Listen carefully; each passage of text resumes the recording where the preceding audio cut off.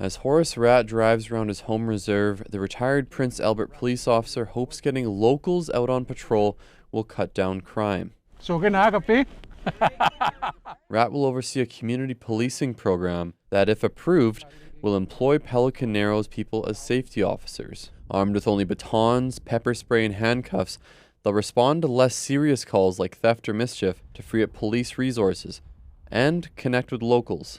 That's one thing I want the community safety officers to do is like build that connection, because there'll be times when they rely on you for support and vice versa. Pelican Narrows is under a curfew, and still residents complain of almost nightly gunshots. Elizabeth Michelle approves of the community policing program. Her 16-year-old son died after being shot. It can happen to anybody.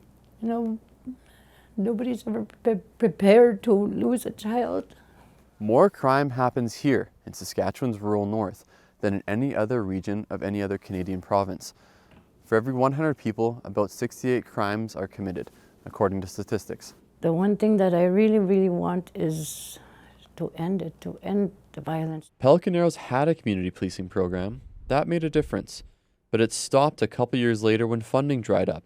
And while it has worked well in other First Nations, some say it doesn't address the root causes of crime. Every little thing that we do in the right direction for me is a positive. Like, I really want our community to be safer, and I do see it happening. It's just, unfortunately, the mental health and the drug addictions is what we're bad. That's the biggest battle we have right now. That concern was also shared by residents and RCMP at a recent public meeting in Pelican Narrows. There were calls for detox beds and a wellness center. Rat says meth has become a huge problem, and he wants to help people overcome their addiction while making the community safer. Dane Patterson, CBC News, Pelican Narrows. Doesn't seem to be like that overall community pride in some areas, right?